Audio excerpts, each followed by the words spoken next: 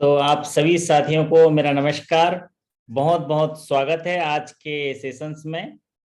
और आज का लेट नाइट सेशन खास करके उन साथियों के लिए है जो कल प्रमोशन एग्जाम में भाग ले रहे हैं। और कल त्रिपुरा ग्रामीण बैंक का प्रमोशन एग्जाम है। बहुत ही टफ कंपटीशन है। जीवन में कभी भी किसी चीज को हल्के में मत लीजिएगा। जीवन में वो हर एक चीज बहुमूल्य है। और अगर आप कुछ चीज कर रहे हैं तो बेहतरीन तरीके से करिए, शानदार तरीके से करिए, जबरदस्त तरीके से करिए। तो जीवन में सफलता आपको शानदार तरीके से मिलेगी और हमेशा मिलेगी, हर घड़ी मिलेगी, हर समय मिलेगी। वो तमाम चीजें जो इस प्रकृति में हैं उसमें समानता का अधिकार है। और वो तमाम चीजें जो हैं जीवन में आपको जो चाहिए उसको आप सही तरीके से सही फ्रीक्वेंसी में अगर आप कर पाते हैं तो आपको वो जरूर मिलेगा। तो मैं उन तमाम साथियों का हौसला अफजाई करना चाहता हूं जो कल प्रमोशन एग्जाम्स में भाग लेने वाले हैं। ये सेशन पूरी तरह से रिकॉर्ड हो रहा है। मैंने हमेशा भी पहले से साथियों को निवेदन किया कि अगर आप कैमरा ऑन कर रहे हैं तो शानदार स्मार्ट बन के कम से कम बेहतरीन तरीके से आप कैमरा लाइट थोड़ा सा इन्वेस्टमेंट कर लीजिए और सामने जरा जबरदस्त दिखना चाहिए। क्योंकि आप रिकॉर्ड कर लिए जा रहे हैं। भानु प्रताप जी देखिए कितना एकदम कोई चिंता जैसे लग रहा है ना। शानदार लगने चाहिए। अगर मान लीजिए आपने कैमरा ऑन किया है तो समझ लीजिए एज ए पार्टिसिपेंट लगना चाहिए, क्योंकि ये सेशन रिकॉर्ड हो रहा है। हो सकता है कल जो है आपके रिकॉर्डिंग सेक्शन में ये सेव हो जाएगा। तो फटाफट जरा 1-2 मिनट और आपसे बात कर लूं, आपका हौसला अफजाई कर लूं, फिर उसके बाद हम लोग सेशन शुरुआत करेंगे। आज सिर्फ क्वेश्चन आंसर सेशन होगा और आज के सेशन में हम कुछ इंपॉर्टेंट क्वेश्चंस पे डिस्कस करेंगे। सीधे सीधे सवाल और सीधे सीधे आंसर पे जो है हम चर्चा करेंगे, जो कल आने वाले एग्जाम्स के लिए हो सकता है आपके लिए क्लिक हो जाए। और वो सवाल जो है कल आने वाले जो एग्जाम्स हैं उसमें जरूर आएंगे और आपको जो उनका आंसर करने के लिए बहुत ही सुविधा होगा। तो जैसे ज्यादातर लोगों का अलग अलग माइंड सेट होता है, आपका माइंड सेट किस तरह से है उस तरफ से आप उसकी तैयारी करिएगा। और कुछ एक दो सलाह है, जैसे आपको सेंटर की जानकारी जरूर होनी चाहिए कहाँ पर आपका एग्जामिनेशन है। और दूसरा चीज कि आपका माइंड सेट, आपका जो मस्तिष्क है जहां पर पूरा खजाना भरा हुआ है, वो मस्तिष्क जो है बहुत ही शांत होना चाहिए और इजीली अवेलेबल होना चाहिए। रीजन ये है क्योंकि अगर आपके पिछले 4 महीने, 3 महीने, 6 महीने या कई 2 महीने को 1 महीने से जो भी साथी हमारे साथ तैयार कर रहे हैं, वो तमाम चीजें जो है आपके माइंड में रखा हुआ है। और अगर वो माइंड डिस्टर्ब हो गया तो जब आप ऑर्डर करेंगे उस माइंड को तो वो डिफरेंट चीजें देने लगता है। तो ज्यादातर जो एग्जामिनेशन के टाइम जब हम एग्जाम देते थे तो मेरा व्यक्तिगत ये था कि मैं आखिरी एग्जाम के दिन या एग्जाम के कम समय में रेस्ट करता था, अपने माइंड को रिकॉल करने की कोशिश करता था, ताकि सही समय पर जब एग्जामिनेशन में मुझे उसकी जरूरत पड़ेगी तो उस समय क्या होता था, वो माइंड जो है सही जो प्रश्नों के उत्तर हैं उनको जो है लाके मेरे मस्तिष्क से बाहर लाके निर्णय लेने के लिए सामने जो स्मृति पटल में सही तरीके से क्लियर कर देता था। और कई सारे साथी जो हैं आखिरी समय में पढ़ते हैं तो उनका माइंडसेट ऐसा रहता है कि आखिरी समय में जो चीजें पढ़ी हैं वो याद रहती हैं। तो अलग अलग माइंडसेट है। आप अपनी कैपेसिटी को पहचानिए, अपने स्ट्रेंथ को पहचानिए। तो कुछ 5 चीजें आपको करनी होती है आखिरी आखिरी समय। एक तो नया कुछ पढ़ना नहीं चाहिए, पहला काम एक नया नहीं पढ़िए। दूसरा काम है जितना चीज आप पढ़े हैं अगर उसको रिवाइज कर लेते हैं, अगर उसको रिवाइज कर लेते हैं तो आप पुख्ता हो जाते हैं कि जो पढ़ा हुआ है वो कहाँ पर रखा हुआ है। तीसरा चीज है कि आपके पास एग्जाम्स में एंट्री करने के लिए जो तमाम चीजें हैं, जैसे आपका हॉल टिकट है, एडमिट कार्ड है, आपके पास आई कार्ड है, आपके पास जो जरूरी दस्तावेज हैं वो हुए हैं कि नहीं है। तीसरा चीज, पता चला आप इतने बड़े अभियान के लिए जा रहे हैं, अपने जीवन का भविष्य बदलने जा रहे हैं और उसका एंट्री पास ही नहीं है आपके पास। चौथा चीज ये है कि सेंटर की जानकारी आपको होनी चाहिए। सेंटर की जानकारी, कई साथी ओवर कॉन्फिडेंस में हो जाते हैं और गूगल मैप वगैरह और दुनिया भर की चीज करते हैं, और कई साथियों को हमने ये भी देखा है कि वो एग्जाम सेंटर भी नहीं पहुंच पाते हैं या इतना डिले हो जाते हैं कि उनको एग्जामिनेशन जो है वहां पर एंट्रेंस नहीं मिलता है। तो एग्जाम सेंटर की रेकी जरूर कर लीजिएगा। और पांचवी चीज यही है आपका, जो मैं माइंड सेट कह रहा था, कि आपका मस्तिष्क एकदम स्मार्ट जबरदस्त कूल होने चाहिए, क्योंकि कल इम्तिहान की घड़ी है। आपको निर्णय लेना है, और एक निर्णय नहीं लेना है, 100 निर्णय लेना है, 100 निर्णय लेना है। तो आप सोचिए, जब एक डिसीजन लेने के लिए हमको कितना मेहनत करना पड़ता है, माइंड को कितना जो है वो शार्प होना पड़ता है, तो हम 100 निर्णय लेना है, वो भी कम समय में। लगभग 80, जो 100 क्वेश्चन है उसको 80 मिनट में आपको जो है करना है, तो एक क्वेश्चन को जो है 30 सेकेंड के हिसाब से निर्णय लेना है, तो कितना मेहनत करना है। तो ये 5 चीजें आप ध्यान रखिए। और पिछले दिनों में हम लोगों ने जितनी भी सवालों पे चर्चा की है, और जितने भी कंटेंट हमारे द्वारा दिया गया है, और जितनी भी चीजें जो बताई गई हैं, आप यकीन मानिए वो तमाम चीजों से सवाल आएंगे।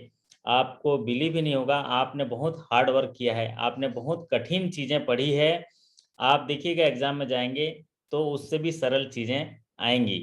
तो आप अपने आप पर भरोसा रखिए, अपने ज्ञान पर भरोसा रखिए, आपने जो पढ़ा है उस पर भरोसा रखिए, मैंने जो पढ़ाया है उस पर भरोसा रखिए, अपने मस्तिष्क पर भरोसा रखिए, अपने जो हुनर पर भरोसा रखिए, और कल के एग्जाम में जो आपको सफलता मिलेगी उस पर यकीन करिए, उस पर भरोसा करिए, और फिर उसके बाद जश्न का माहौल होगा, आप शानदार तरीके से सफल होंगे। और बिल्कुल ही कोई डाउट नहीं होना चाहिए।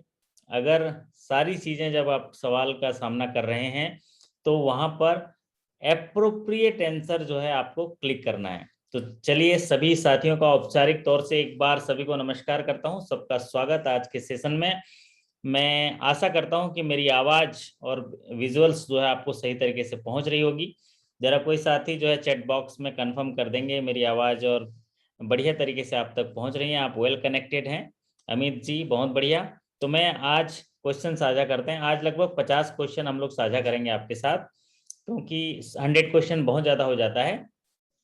50 क्वेश्चन साझा करेंगे, क्योंकि पिछली बार भी हमने 30 से 40 क्वेश्चन साझा किया था, लेकिन ये 50 क्वेश्चन ऐसे होंगे कि जिनमें से लगभग 50% जो है सवाल आप कल के एग्जाम में आ जाएंगे। तो सभी साथियों का जो है यहाँ पर मैसेज आया, बहुत ऑडियो वीडियो ओके है।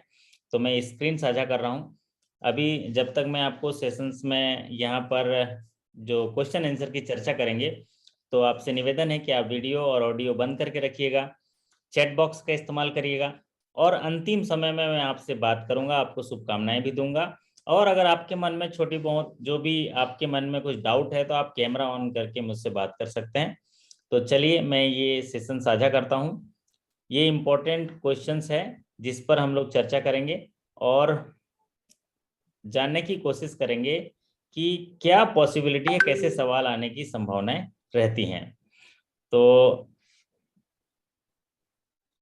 ये जो है 100 एक्सपेक्टेड क्वेश्चन वैसे भी पहले से भी डला होगा आपके पास, जिसमें से हम लोग बहुत सारे जो 30 या 40 क्वेश्चन जो है पिछले सत्र में हम लोग चर्चा किए थे, और उसी को आगे बढ़ाते हुए हम लोग अब चर्चा करेंगे नेक्स्ट क्वेश्चन की। और ये क्वेश्चन जो है साल भर आए हैं, ये कुछ छटे हुए 100 क्वेश्चन हैं जहां पर हमको जो है तैयारी करने की जरूरत है। तो चलिए, आज के सेशंस का पहला सवाल आपके स्क्रीन पर, और यहाँ पर चूंकि ये पीपीटी जो है पुराना है, तो ठीक तरीके से ये अपडेट नहीं है। यहाँ पर सवाल भी दिख जाएंगे आपको और उसके आंसर भी दिख जाएंगे।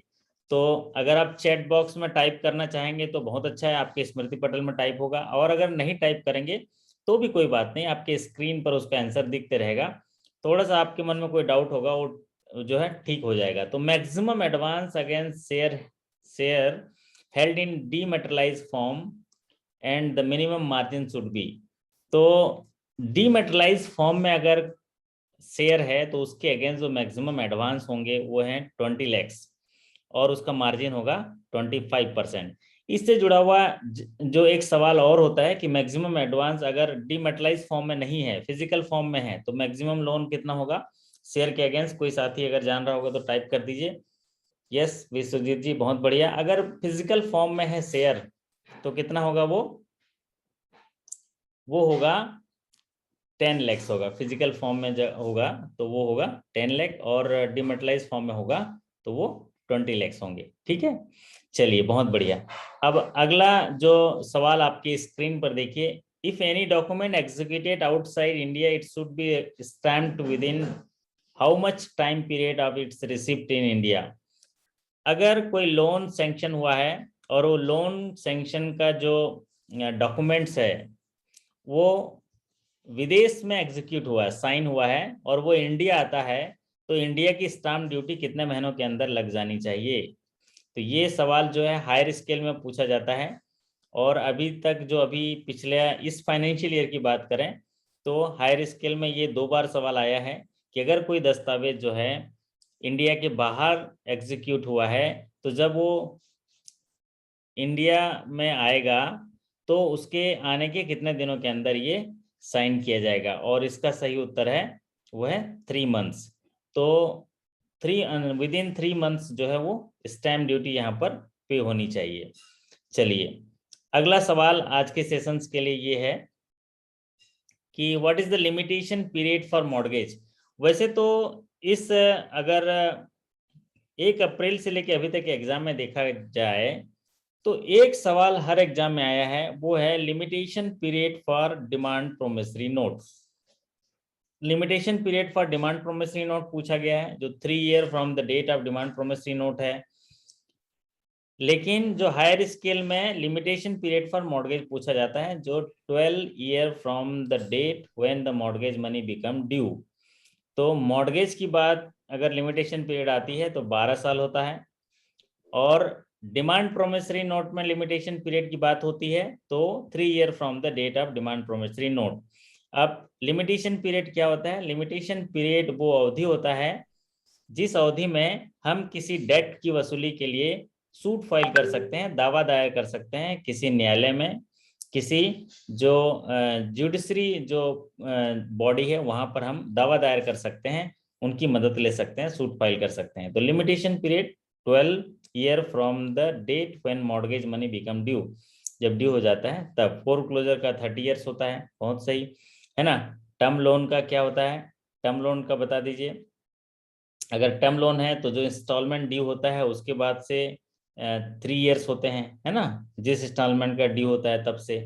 चलिए अगला सवाल आपके स्क्रीन पर, ये सवाल जो है हर एग्जाम में आता है और भी क्लरिकल टू ऑफिसर में ये सवाल जो है बहुत ही कॉमन हो गया है कि नोट काउंटरफीट नोट से जुड़ा हुआ एक सवाल आएगा कि FIR is to be made in case of detection of counterfeit notes in a single transaction. अगर एक सिंगल डिपॉजिट में एफआईआर की बात करें तो एफआईआर मैंडेटरी है। एक सिंगल डिपॉजिट अगर कोई लेके आता है तो FIR should be mandatory if the counterfeit not found above 4 notes. Above 4 note का मतलब क्या हुआ?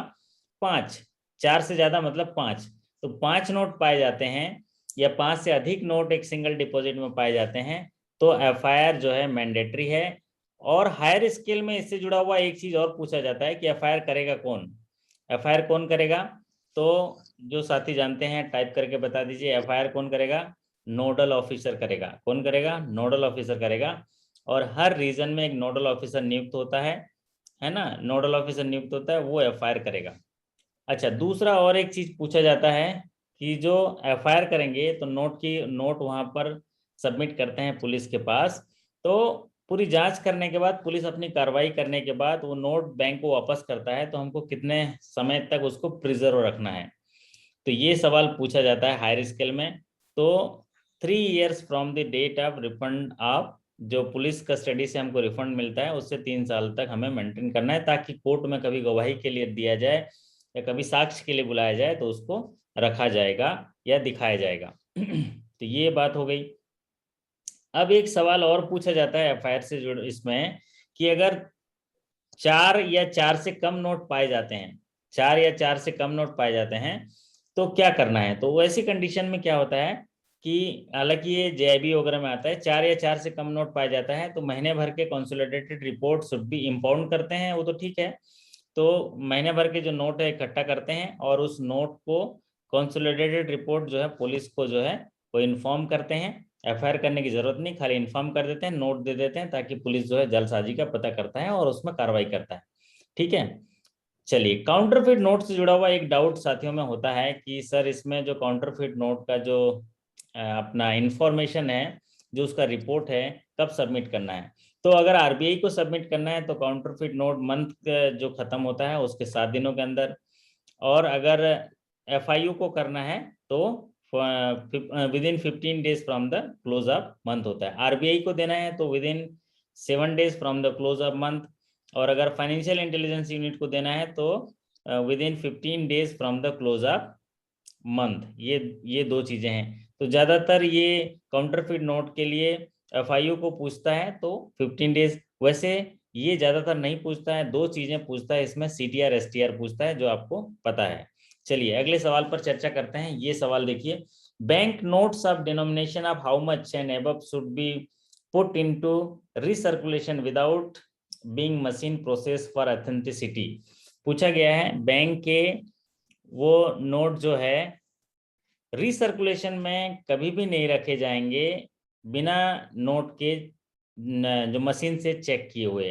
तो इसका कहने का तात्पर्य ये है कि अगर सवाल पूछेगा कितने रुपए के नोट हैं जिनको मशीन से चेक किए जाने होते हैं, तो वो क्या होगा, 100 एंड रुपीज 100 एंड अबव। तो ऑथेंटिसिटी चेक करनी है। हालांकि आप मशीन से सिर्फ करेंसी चेस्ट वाले सारा चेक करते हैं। अभी तो हमारे जो तमाम साथी हैं जुड़े हुए हैं या कैश डील करते हैं, उनके पास एक अद्भुत शक्ति जो है आ जाती है उनके हाथों में। जैसे ही मैं भी केस डील किया हूँ एज ए हेड कैशियर, 3 साल था, तो उसमें क्या हुआ कि इतनी कला कौशल आ जाती है कि अगर नोट आप गिन रहे हैं तो जहां पर भी काउंटरफिट नोट होता है उंगलियां वहीं पर रुक जाती हैं। तो एक मशीन तो हमारे शरीर के अंदर भी है, जहां पर सेंसर है, जहां पर कैलकुलेशन है। कंप्यूटर भी बनाया किसने, हमने है, तो कंप्यूटर से ज्यादा सॉफ्टवेयर हमारे अंदर होगा। तो आप सोचिए, सीसीटीवी कैमरा है, ये हमारे कितने कैमरा है, किसी किसी के पास तो ये तीसरा नेत्र भी रहता है ना, जो नाइट विजन भी देख पाता है, अंधेरे में भी देख लेता है। तो आपके पास माइक्रोफोन है, सारी चीजें तो हमारे पास है ही है। तो इसको जो है ऑथेंटिसिटी चेक करने के लिए अगर ऐसा सवाल पूछा जाए मशीन से, तो 100 रुपीज एंड अबव में टिक लगा दीजिएगा, आपका आंसर सही हो जाएगा। चलिए अगला सवाल है, ये सवाल बड़ा इंपॉर्टेंट है। ये सवाल आप काफी बार पूछा गया है कि minimum deposit and withdrawal in A currency chest can be how much rupees and multiple of. कि अगर कोई करेंसी चेस्ट में ट्रांजेक्शन करना है तो कम से कम कितना डिपॉजिट या कम से कम कितना विड्रॉल करना होगा। अगर ये सवाल पूछा, सवाल दूसरा दोबारा रिपीट कर रहा हूं कि अगर करेंसी चेस्ट में कोई भी ट्रांजैक्शन करना है, जमा करना है पैसा या विड्रॉल करना है, तो करेंसी चेस्ट में कितना रुपए करेंगे। तो minimum withdrawal, minimum deposit 1 lakh है। मतलब 1 लाख से कम हुआ तो हम करेंसी चेस्ट में जमा नहीं कर सकते। इसीलिए देखिएगा आप लोग के ब्रांच में सॉइल नोट होता है ना, सॉइल नोट। तो आप सॉइल नोट को इकट्ठा करते रहते हो, 2-2 साल 3-3 साल तक वो रहता है, लेकिन आप जमा नहीं कर पाते। क्यों? क्योंकि वो 1 लाख रुपए अभी हुआ नहीं ना। 1 लाख रुपए होगा तब तो करेंसी चेस्ट में जमा करेंगे। मेरी बात से सहमत है ना? तो आप सोचिए आप क्या करते हैं, आपका कोऑर्डिनेशन अगर आसपास के ब्रांच में है तो आप सभी ब्रांच से, जैसे मैं क्या करता था, 7-8 ब्रांच से कोऑर्डिनेशन करता था और सबको बोलता था सबका जो अपना सॉइल नोट है या म्यूटिलेटेड नोट है ला के दे दीजिए, तो 1 लाख हो जाता था। तो उसको जो है करेंसी चेस्ट में जमा कर देते थे। तो है ना अच्छा आइडिया। अभी क्या होता है, ऑडिट में बहुत सारी चीजें आती हैं, आपकी ब्रांच में 10,000 20,000 का सॉइल नोट है, आप जमा भी नहीं कर पाओगे। तो इसके लिए करेंसी चेस्ट किससे जो लिंक ब्रांच है या तो वहां रख दीजिए या आसपास की ब्रांचों से मिला के, अगर मान लीजिए आपका 1 लाख हो गया तो आप जाके जमा कर दीजिए। तो एक सवाल क्लियर है कि मिनिमम डिपॉजिट 1 लाख होना चाहिए करेंसी चेस्ट में, मिनिमम विड्रॉल 1 लाख होना चाहिए, और उसके बाद मल्टीपल ऑफ 50,000 होना चाहिए। ठीक है, 1.5 लाख ले सकता है, 2 लाख ले सकता है, 2.5 लाख ले सकता है, 3 लाख ले सकता है, ऐसे मल्टीपल में। तो ये अच्छी बात हो गई। चलिए ये अगला सवाल जो है, ये सवाल देखिए, ये सवाल तो बहुत बार आया है। Penalty for non compliance with operational guidelines of currency chest. कितने रुपए की पेनल्टी है non compliance with operational guidelines of currency chest है। अगर करेंसी चेस्ट में किसी गाइडलाइन का कंप्लायंस नहीं किया जाता है तो कितने रुपए की जो पेनल्टी है, तो वो है 5,000 for each irregularity can be enhance ₹10,000 in repetition. तो 5,000 रुपए है अगर नॉन कंप्लायंस जो है किया जाता है, अनुपालन नहीं किया जाता है किसी भी गाइडलाइन का, ऑपरेशनल गाइडलाइन का, तो 5,000 है। और अगर रिपीट होता है तो नेक्स्ट ऑकरेंस में 10,000 है। ये बात तो एकदम क्लियर होनी चाहिए। अगर नॉन कंप्लायंस है तो नॉन कंप्लायंस का मतलब क्या, अनुपालन नहीं करना है ना, तो उसको बोलते हैं 5,000 है। चलिए अगला जो है सवाल आपके स्क्रीन पर लेते हैं। अच्छा, इसमें एक और चीज भी होता है करेंसी चेस्ट में कि नॉन कंप्लायंस में 5,000 है, लेकिन अगर उल्लंघन करते हैं, एक होता है उल्लंघन करना, तो उसमें 10,000 है, और यहाँ पर नॉन कंप्लायंस में 5,000 है ईच इरेगुलेटरी, है ना। चलिए अगला सवाल आपके स्क्रीन पर है। Where locker remains unoperated for how many years in case of high risk and how many years in case of medium risk, bank should immediately contact the customer। यहाँ पूछा गया है कि अगर लॉकर मीडियम रिस्क का है और high risk का है तो कितने साल तक अगर ऑपरेट नहीं होता है तो उसमें जो है बैंक को उनसे कांटेक्ट करना होता है, और कांटेक्ट करके इसमें लॉकर ब्रेक ओपन की कार्रवाई करनी है। ये सवाल है कि कस्टमर, जब हमारे शाखा में कस्टमर रहते हैं तो उनको हम क्या करते हैं, कस्टमर को हर 6 माही में उनका रिस्क रिव्यू करते हैं। रिस्क रिव्यू करते हैं कि जो कस्टमर है वो हाई रिस्क में है, मीडियम रिस्क में है कि लो रिस्क में है। तो अगर वो कस्टमर हाई रिस्क में है और लॉकर ऑपरेट करता है और 1 साल तक लॉकर ऑपरेट नहीं किया है, तो हमको तत्काल हरकत में आना है और उसको इंक्वायरी करनी है, पता करना है और उससे कांटेक्ट करना है इमीडिएटली, नहीं तो फिर लॉकर ब्रेक ओपन करना है। और अगर मीडियम एंड लो रिस्क है तो 3 साल तक अगर लॉकर ऑपरेट नहीं हुआ है तो ये कार्रवाई करनी है।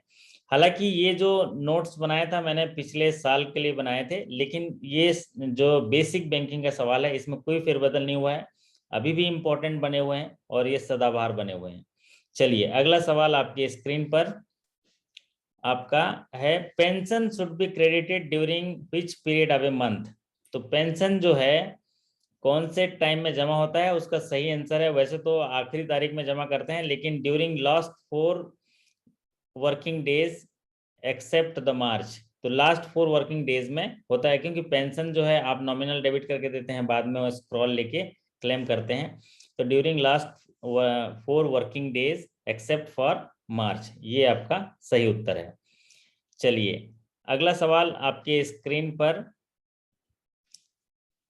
Withdrawal in public provident fund is permitted. जो पब्लिक प्रोविडेंट फंड में एक विड्रॉल होता है, पब्लिक प्रोविडेंट फंड से जुड़ा हुआ एक सवाल जरूर आता है, क्योंकि ये काफ़ी पॉपुलर स्कीम है। तो पब्लिक प्रोविडेंट फंड में से सवाल तो वैसे इजी सवाल आते हैं।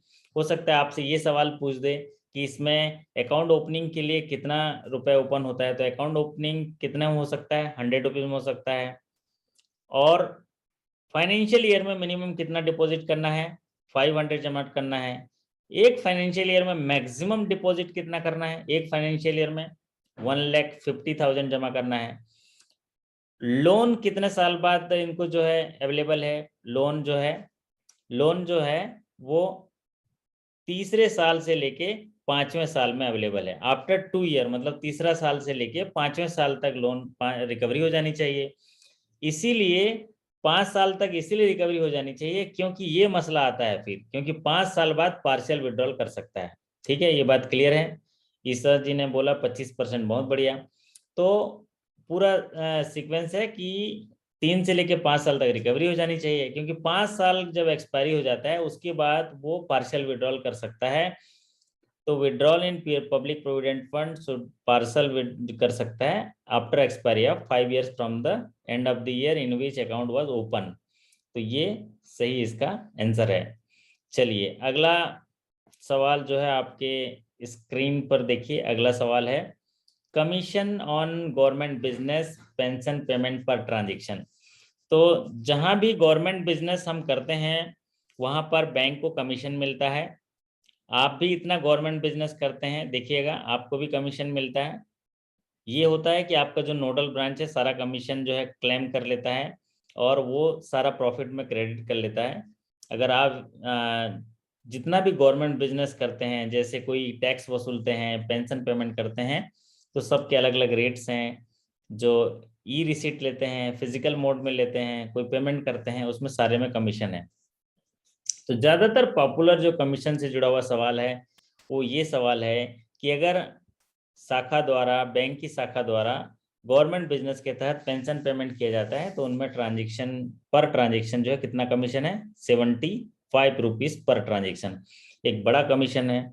इसीलिए पेंशन अकाउंट मोबिलाइज करने के लिए बहुत ज्यादा हम लोग को जो है प्रेरित किया जाता है या लक्ष्य दिए जाते हैं, क्योंकि जब पेंशन अकाउंट आता है तो उसका गवर्नमेंट बिजनेस का प्रॉफिट भी है और दूसरा एक ह्यूज डिपॉजिट आपको वो मिल जाता है। चलिए अब बात करते हैं maximum investment under senior citizen scheme can be rupees how much in multiple of how much. तो ये पूछा है कि सीनियर सिटीजन सेविंग स्कीम में मैक्सिमम जो इन्वेस्टमेंट कितना हो सकता है। तो मैक्सिमम इन्वेस्टमेंट होगा 15 लाख और मल्टीपल होगा 1000, मल्टीपल होगा 1000। चलिए अब अगला सवाल जो है आपके स्क्रीन पर लेते हैं, वो है maturity period of Sukanya Samriddhi deposits. तो गवर्नमेंट जो सोशल सिक्योरिटी स्कीम्स हैं वो काफ़ी इंपॉर्टेंट है आपके एग्जाम के दृष्टिकोण से। तो चाहे वो सुकन्या समृद्धि हो, अटल पेंशन योजना हो, प्रधानमंत्री जीवन ज्योति बीमा योजना हो, प्रधानमंत्री सुरक्षा बीमा योजना हो, प्रधानमंत्री फसल बीमा योजना हो, प्रधानमंत्री कुसुम योजना हो, ये सारी चीज़ें जो हैं गवर्नमेंट के जो स्कीम्स हैं जो इंपॉर्टेंट हैं उनमें से जुड़े हुए सवाल जरूर आएंगे। तो ये मैच्योरिटी पीरियड पूछा गया सुकन्या समृद्धि का। तो मैच्योरिटी कब होगा, 21 साल। कहाँ से, डेट ऑफ ओपनिंग से, तो 21 साल। और अगर पूछा जाए कि कितने साल तक जमा करना होता है, तो डिपॉजिट पीरियड अगर पूछेगा तो कितना वो होता है, 15 ईयर्स डिपॉजिट पीरियड होता है। चलिए अगला सवाल आपकी स्क्रीन पर, minimum and maximum age eight entry of प्रधानमंत्री जीवन ज्योति बीमा योजना। ये पिछले एग्जाम्स में देखा गया है। अगर इसी साल के 4-5 एग्जाम को देखा जाए तो ये पूछा गया एज क्राइटेरिया। तो अब एक एज क्राइटेरिया जरा मिलान कर लीजिएगा, प्रधानमंत्री जीवन ज्योति बीमा योजना का और प्रधानमंत्री सुरक्षा बीमा योजना का। तो प्रधानमंत्री जीवन ज्योति बीमा योजना का एज ऑफ एंट्री है 18 साल और मैक्सिमम एज जो है 50 साल है। अगर 50 साल के अंदर ज्वाइन कर लिया तो 55 साल तक उसको कंटिन्यू कर सकता है। यस, ये सवाल है। तो 18 से 18 to 50 और प्रधानमंत्री सुरक्षा बीमा योजना में 18 to 70। चलिए अगला सवाल यहाँ पर देखिए पूछा है, minimum and maximum age for cover under Atal pension योजना शुड बी। ये पिछले एग्जाम में भी आया हुआ था। किस बैंक का एग्जाम, ग्रामीण बैंक का, मुझे नाम याद नहीं आ रहा क्योंकि 3-4 बैंक का भी पिछले 9 तारीख को एग्जाम हुआ था, लेकिन ये आया था कि एज क्राइटेरिया अटल पेंशन योजना वो है 18 से लेके 40 ईयर। चलिए अगला सवाल है, रिस्क कवर अंडर प्रधानमंत्री जीवन Jyoti Bima Yojana will start after how many days of enrolment. तो प्रधानमंत्री जीवन ज्योति बीमा योजना का जो रिस्क है वो इनरोलमेंट के डेट से कितने डेट से जो है वो स्टार्ट होगा, ये सवाल पूछा गया है। तो वो होगा 45 डेज से। मतलब ऐसा नहीं कि प्रधानमंत्री जीवन ज्योति बीमा योजना में क्या होता है, अगर किसी भी कारण से वो उसकी डेथ हो गई तो भी उसमें क्लेम मिलता है ना। इसीलिए यहाँ पर 45 डेज जो है वो यहाँ पर एक डेट दिया गया है, 45 डेज बाद होगा। लेकिन जो एक्सीडेंटल बीमा योजना है वो तो किसी भी समय हो सकता है। तो यहाँ पर रिस्क कवर अंडर प्रधानमंत्री जीवन Jyoti Bima Yojana will start after 45 days of enrolment. चलिए अगला सवाल है, प्रीमियम ब्रेकअप ऑफ प्रधानमंत्री जीवन ज्योति बीमा योजना। प्रीमियम भी पूछता है, हालांकि सभी साथी जो है प्रीमियम जान रहे होंगे क्योंकि ये इतने पॉपुलर हो गए हैं। आप लोग इनका विस्तार जो है भारतीय जो नागरिक हैं उनको दे दिए हैं, तो इतना आपको जो है सब याद हो गया है।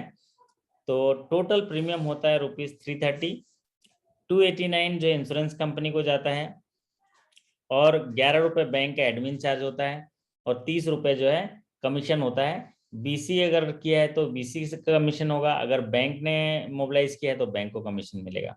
तो ये उसका स्ट्रक्चर है। 289 रुपये इंश्योरेंस कंपनी को जाएगा, और प्लस आपका 11 रुपये बैंक एडमिन चार्ज, और 30 रुपये जो है बैंक का कमीशन, एजेंट का कमीशन। तो इसमें देखना पड़ेगा एजेंट कौन है। बीसी है तो बीसी को मिलेगा, बीसी नहीं है तो बैंक को मिलेगा। चलिए अगला है TDS on interest on time deposit to be deducted if interest payment in a financial year exceeds ₹। तो जो डिपॉजिट है, डिपॉजिट में जो टीडीएस है, टैक्स डिडक्टेड जो है, वो टीडीएस जो है सोर्स, वो कितना होगा ये पूछा गया है। अगर interest payment in a financial year अगर इससे ज्यादा हुआ तो टीडीएस जो है वैसे तो 40,000 है, लेकिन सीनियर सिटीजन के केस में 50,000 में है। तो टाइम डिपॉजिट में अगर एक फाइनेंशियल ईयर में अगर उसका इंटरेस्ट 40,000 से ज्यादा हुआ तो टीडीएस कटेगा, और अगर 50,000 से ज्यादा जो होगा वो सीनियर सिटीजन के केस में कटेगा। तो आप इन दोनों को याद रख लीजिए, 40,000 50,000। नॉर्मल कैटेगरी में 40,000 और सीनियर सिटीजन में 50,000। चलिए अगला सवाल है आपके स्क्रीन पर। A TDS of ₹2% under section 194(n) of income tax act will be levied by financial companies for individual of cash withdrawal exceeding rupees how much in a year from the bank account to promote less cash economy। Bharat सरकार ने digital जो economy है उसको बढ़ावा देने के लिए cash withdrawal पर बहुत सारे रिस्ट्रिक्शन लाए हैं। उसमें 194(n) के तहत कैश विड्रॉल में उसमें जो है टैक्स लगाए हैं। 20 लाख तक के अगर कैश विड्रॉल कर रहे हैं तो उसमें किसी भी प्रकार का टैक्स नहीं है, और अगर 20 लाख से लेके 1 करोड़ तक के कैश विड्रॉल करते हैं तो अगर वो 3 साल का रिटर्न भरे हुए हैं तो उनको कोई टैक्स नहीं लगेगा। लेकिन अगर 20 लाख से ज्यादा और 1 करोड़ तक के जो कैश विड्रॉल करते हैं और इनकम टैक्स रिटर्न नहीं डाले हैं तो उनको 2% का क्या लगेगा, टीडीएस लगेगा। और अगर 1 करोड़ से ज्यादा का है तो अगर रिटर्न डाले हैं तो 2% का, और रिटर्न नहीं डाले हैं तो 5% का। तो सवाल देखिएगा, आपको बहुत सारा इसमें कॉन्सेप्ट चाहिए। हाँ जी, तो ये क्या है 20 लाख रुपए तक के कैश विड्रॉल पर कोई टैक्स नहीं है, लेकिन 20 लाख से ज्यादा हुआ और 1 करोड़ तक का कैश विड्रॉल है, अगर वो 3 साल का लगातार आईटीआर दिए हुए हैं तो उनको भी कोई टैक्स नहीं लगेगा, क्योंकि आईटीआर फाइल किया है मतलब अपने इनकम को दिखाया होगा, टैक्स पे किया होगा, इसलिए टैक्स नहीं लगेगा। फाइनेंशियल कंपनियां टैक्स नहीं काटेंगी। लेकिन अगर 20 लाख से ज्यादा और 1 करोड़ का है और इनकम टैक्स रिटर्न नहीं भरा गया तो 2% टैक्स कटेगा। और अगर 1 करोड़ से ज्यादा हुआ और रिटर्न डाला गया है 3 साल का तो 2%, और नहीं डाला गया है तो 5%। ये जो है ये क्राइटेरिया है। चलिए अब बात करते हैं अगले सवाल पर। आशा करता हूं कि आप लोगों को समझ में आ गया तो फिर थोड़ा सा कंफर्म कर दीजिए चैट बॉक्स में। अगला जो पॉपुलर सवाल है कि TDS on payment of rent if the amount paid in a financial year exceed. तो ये तो बहुत ही ज्यादा इसके बारे में सवाल पूछा गया, काफी, अगर 100 बार एग्जाम हुआ तो 60 बार सवाल पूछा गया, और पता नहीं क्यों यही सवाल पूछा गया, क्योंकि इसमें जो है चेंज हुआ था, फेरबदल हुआ था। पहले 1,80,000 था जिसको बढ़ा के 2,40,000 किया गया। तो बैंकिंग इंडस्ट्री के एग्जाम में ये देखा गया है जिसमें बदलाव हुआ है वही बार बार पूछा जाएगा तब तक जब तक सभी लोगों को याद ना हो जाए। तो टीडीएस अगर कोई रेंट से इनकम हो रहा है और वहां पर टैक्स कब कटेगा, जब साल भर में 2,40,000 से ज्यादा का इनकम होता है तो टैक्स कटेगा। तो ये टैक्स कैसे कटेगा, प्लांट मशीनरी का है तो 2% के रेट से, और अगर प्रॉपर्टी है, रेंट इनकम जो प्रॉपर्टी से है तो 10% टैक्स कटेगा। और जो थ्रेशोल्ड लिमिट है इसका 2,40,000, मतलब 2,40,000 से ज्यादा अगर इंटरेस्ट सॉरी रेंट इनकम होता है तो टैक्स कटेगा। ठीक है, तो आपको याद रखना है 2,40,000। साथ ही याद रखना है कि 10% ऑन लैंड बिल्डिंग और 2% मशीन। अगर किसी ने मशीन को फोटोकॉपी मशीन किराए पर दिया हुआ है ना, तो उसमें 2% लगेगा। अगर कोई लैंड एंड बिल्डिंग दिया हुआ है तो 10% कटेगा। ठीक है साहब, चलिए आगे बढ़ते हैं। फ्रॉड, अगर फ्रॉड केस है, 3 करोड़ तक का फ्रॉड है एंड 3 करोड़ से ज्यादा और 25 करोड़ तक है जहां स्टाफ इन्वॉल्व है, prima facie found is reported to be. तो अगर स्टाफ है इन्वॉल्व है तो एंटी करप्शन ब्यूरो। भ्रष्टाचार, अभी हम लोग मना रहे हैं ना भ्रष्टाचार सप्ताह, क्या जागरूकता सप्ताह, सतर्कता जागरूकता सप्ताह। सतर्कता जागरूकता सप्ताह मना रहे हैं 26 अक्टूबर से लेके 1 नवंबर तक। तो सभी स्टाफ को जागरूक कर रहे हैं कि आप ईमानदार बनिए, सत्य निष्ठा से कर्तव्य निष्ठा की ओर जाइए और स्वतंत्र भारत के एक बेहतरीन जो ईमानदारी के तौर पे काम करते हुए, क्योंकि हम लोग जिस संस्था में काम करते हैं समाज के सभी वर्ग के लोग, और मैं तो बोलता हूँ समाज जो अभी मोदी सरकार है या भारत की जो सरकार है, वर्तमान सरकार ने सभी भारत के नागरिकों को बैंकों से जोड़ जोड़ दिया। आप सहमत है कि नहीं सहमत है? तो इतनी बड़ी इंडस्ट्री हो गई है बैंक की, जहां पर भारत के सभी नागरिक जो है हमारे साथ जुड़ गए हैं, हमारे साथ काम करने वाले लोगों के साथ जुड़ गए हैं। तो हमारी कितनी बड़ी जवाबदारी है बताइए तो, है ना? हमारी बहुत बड़ी जवाबदारी है। और बैंकों में पूरे पूरे फाइनेंशियल ट्रांजेक्शन होते हैं, तो भ्रष्टाचार की जितनी ज्यादा अपॉर्चुनिटी बैंकों में है और किसी इंडस्ट्री में नहीं है। तो हमारे जो कंधे पर इतनी बड़ी जिम्मेदारी मिली है कि हम उस भ्रष्टाचार को मिटा सकते हैं, अलर्ट रह सकते हैं, क्योंकि उसका एक ट्रायंगल होता है, उसका एक ट्रायंगल होता है। अगर एक्सट्रीम नीड आ गया, मतलब एक किसी नीड आ गया, कहीं पर ग्रीड आ गया, नीड आ गया। दूसरा अपॉर्चुनिटी, अपॉर्चुनिटी मिल गया मतलब अपॉर्चुनिटी। और तीसरा है आपका लूप होल्स, आपका सिस्टम की कोई कमी मिल गई। तो ये 3 चीजों का संगम होता है, तो फिर वहां पर एक भ्रष्टाचार पैदा होता है जिससे कि संस्था को, समाज को नुकसान होता है। तो फ्रॉड केसेस जो होते हैं तो इनमें रिपोर्टिंग अलग अलग होती है। एक डिटेल वीडियो आपके पास है, लेकिन मैं एक छोटा सा उदाहरण दे देता हूँ कि अगर समझ लीजिए 3 करोड़ तक के फ्रॉड हैं, तो 3 करोड़ तक के फ्रॉड जो है स्थानीय पुलिस देखते हैं। तो 3 करोड़ से ऊपर के फ्रॉड हैं और 25 करोड़ तक है तो सीबीआई को, 3 करोड़ से ऊपर के हैं तो सीबीआई को रिपोर्ट करते हैं। 3 करोड़ से ऊपर 25 करोड़ तक हैं और अगर स्टाफ शामिल है तो एंटी करप्शन ब्यूरो।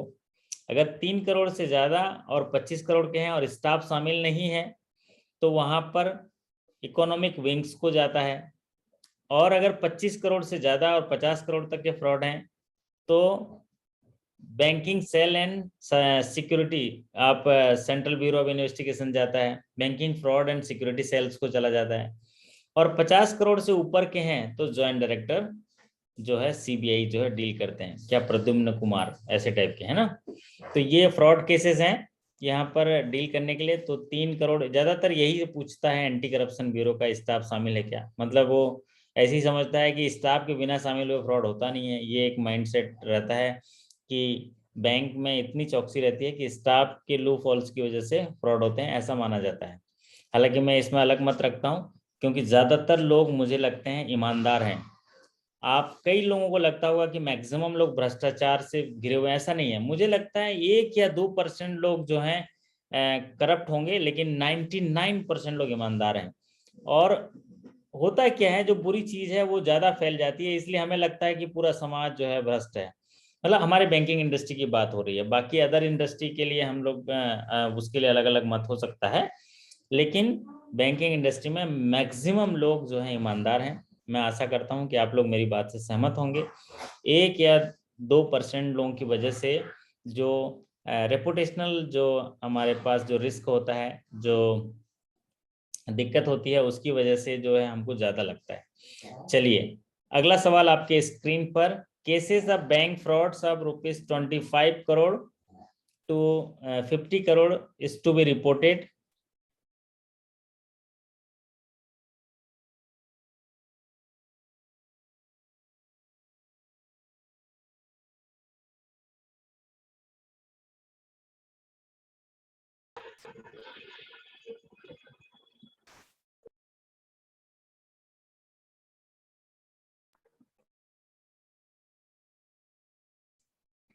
हाँ, तो मैं बात कर रहा था कि जहां पर बैंकिंग फ्रॉड्स होते हैं 25 करोड़ एंड अबव और 50 करोड़ तक होते हैं, तो वहाँ banking security and fraud cell of CBI को रिपोर्ट की जाती है।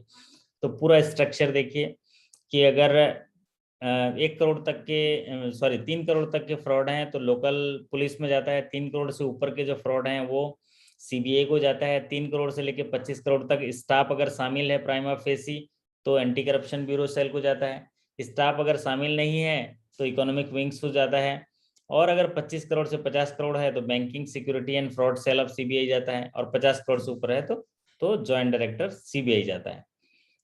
चलिए, अब आता है, ये सवाल बहुत इंपॉर्टेंट लग रहा है भाई अभी के एग्जाम के लिए, और अभी बहुत सारे एग्जाम्स में आया भी है। ये सवाल को थोड़ा सा क्लियर समझ लीजिए।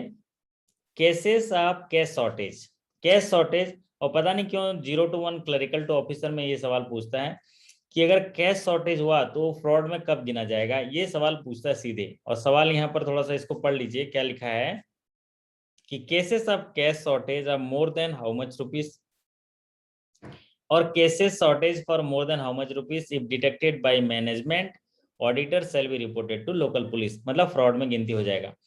तो यहाँ पर मैं थोड़ा सा साधारण भाषा में आपको समझा देता हूं।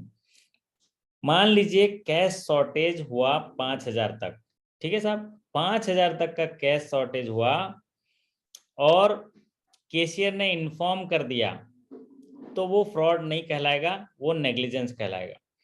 अगर 5,000 तक के कैश शॉर्टेज हुआ और वो पकड़ा गया, हमारे कोई अधिकारी या जो भी मैनेजर या सरप्राइज चेकिंग या ऑडिटर या किसी द्वारा पकड़ा गया, 5,000 तक के कैश शॉर्टेज हुआ, तो भी वो फ्रॉड नहीं गिना जाएगा, वो नेग्लिजेंस ऑफ हेड कैशियर या नेग्लिजेंस ऑफ कैशियर गिना जाएगा। ठीक है साहब, क्लियर है? थम्स अप कर दीजिए। एकदम बात एकदम सरल तरीके से रिपीट कर दे रहा हूँ कि 5,000 तक के कैश शॉर्टेज हुआ, कैशियर ने इन्फॉर्म कर दिया कि सर शॉर्टेज हो गया, तो क्या कहलाएगा? वो कहलाएगा नेग्लिजेंस। 5,000 से ज्यादा, 5,000 तक का शॉर्टेज है, पकड़ा गया, ऑफिसर ने पकड़ा, मैनेजमेंट ऑडिटर ने पकड़ा, तो वो क्या कहलाएगा? वो नेग्लिजेंस कहलाएगा, वो फ्रॉड नहीं कहलाएगा। लेकिन जहां 5,000 से ज्यादा और 10,000 तक का शॉर्टेज हुआ, कैश शॉर्टेज, और कैशियर ने इन्फॉर्म कर दिया, तो भी उसको फ्रॉड नहीं गिना जाएगा, उसको गिना जाएगा नेग्लिजेंस। और 5,000 से ज्यादा और 10,000 तक के कैश शॉर्टेज हुआ और कैशियर ने नहीं बताया और ऑफिसर ने चेकिंग में पकड़ लिया या ऑडिटर ने पकड़ लिया या सरप्राइज विजिट में पकड़ा गया, तो वो फ्रॉड कहलाएगा, क्योंकि यहाँ 5,000 से ज्यादा का कैश शॉर्टेज हुआ और कैशियर ने इन्फॉर्म नहीं किया। तो यहाँ क्या कहलाएगा? वो कहलाएगा, वो फ्रॉड कहलाएगा और उसको रिपोर्टिंग की जाएगी लोकल पुलिस में।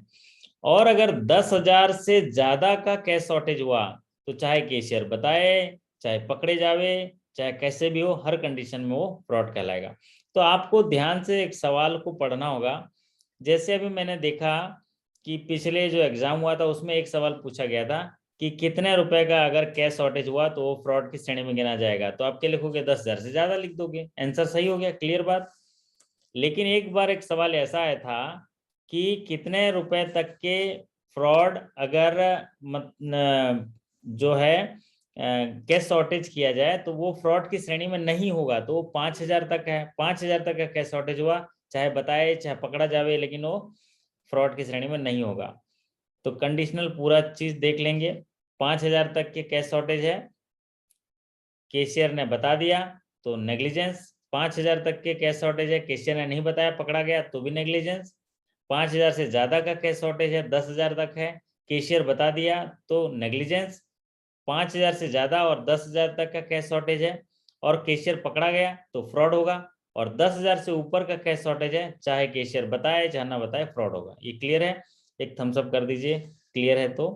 चलिए अब बात करते हैं अगले सवाल पर। Priority sector lending target for small and marginal farmer, ये भी बहुत इंपॉर्टेंट है। प्रियोरिटी सेक्टर में बहुत सारे फेरबदल हुए हैं, तो आप प्रियोरिटी सेक्टर में स्मॉल एंड मार्जिनल फार्मर को जो है बहुत इम्पोर्टेंस दिया जाता है। तो इसमें जो है पहले 8% था, अब इसको जो है 10% of ANBC and COB whichever is higher कर दिया गया है।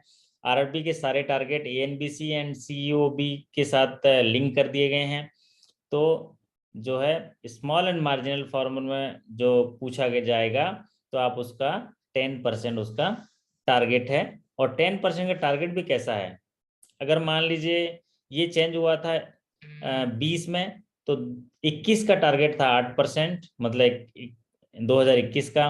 22 का टारगेट है 9%, 23 का टारगेट है 9.5%, और 24 का टारगेट है 10%। तो याद हो जाएगा आपको, ठीक है।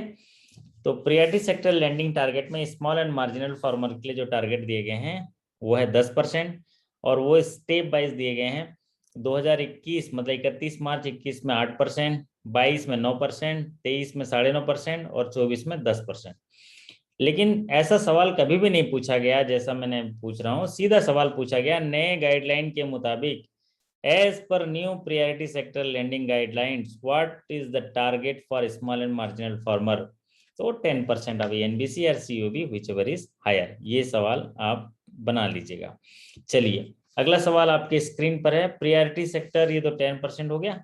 अब priority sector landing target for weaker section, priority sector landing target for weaker section जो है, वीकर सेक्शन के लिए वो 12% ऑफ एनबीसी है, लेकिन कॉमर्शियल बैंक के लिए।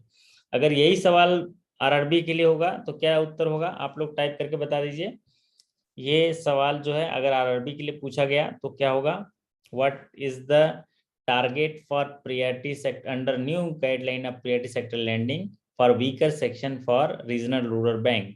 तो रीजनल रूरल बैंक के लिए जो प्रायोरिटी सेक्टर के अंदर वीकर सेक्शन का टारगेट है वो है 15%, और कॉमर्शियल बैंक के लिए जो टारगेट है 12% है। ठीक है साहब, 12% है। चलिए अब बात करते हैं अगले सवाल पर।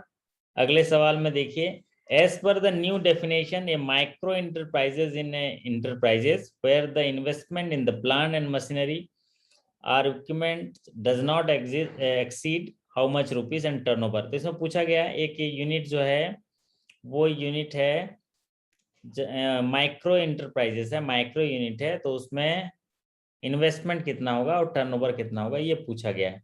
तो ये तो एमएसएमई का डेफिनेशन है, तो एमएसएमई के डेफिनेशन पे तो सवाल जरूर आएंगे, चाहे वो माइक्रो का पूछ ले, चाहे स्मॉल का पूछ ले, या मीडियम का पूछ ले। तो ज्यादातर माइक्रो का पूछता है, तो माइक्रो के लिए इन्वेस्टमेंट 1 करोड़ और टर्नओवर 5 करोड़। तो आपको सिर्फ इन्वेस्टमेंट याद रखिए, टर्नओवर अपने आप याद हो जाएगा। तो माइक्रो का इन्वेस्टमेंट 1 करोड़ है, स्मॉल का इन्वेस्टमेंट 10 करोड़ है, और मीडियम का इन्वेस्टमेंट 50 करोड़ है, और उसका अगर 5 गुना कर देंगे तो टर्नओवर हो जाएगा। तो माइक्रो का इन्वेस्टमेंट 1 करोड़ है, स्मॉल का इन्वेस्टमेंट 10 करोड़ है, और मीडियम का इन्वेस्टमेंट 50 करोड़ है, और उसका 5-5 गुना कर देंगे तो उसका टर्नओवर हो जाएगा। चलिए अगला सवाल आपके स्क्रीन पर लेते हैं। As per the new definition a medium enterprises, मैंने बताया अभी कि मीडियम इंटरप्राइजेस का कितना होगा, 50 करोड़ इन्वेस्टमेंट होगा, तो उसका 5 गुना क्या होगा, टर्नओवर होगा। तो 50 करोड़ याद आ गया, गुणित 5, 250 करोड़ उसका टर्नओवर हो जाएगा। तो डेफिनेशन आपको याद रखने हैं, बिल्कुल कंठस्थ याद रखने हैं, 5 सेकंड बना के उसको सही कर दीजिएगा।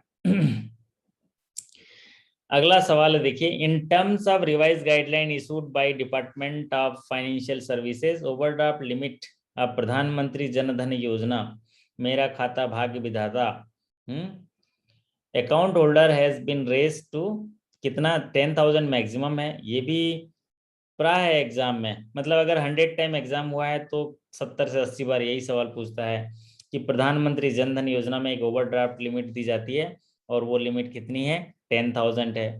उसका एज क्राइटेरिया क्या होनी चाहिए, 18 से 65 बरस होनी चाहिए जो हितग्राही है, और 10,000 मैक्सिमम उसको ओवरड्राफ्ट देंगे।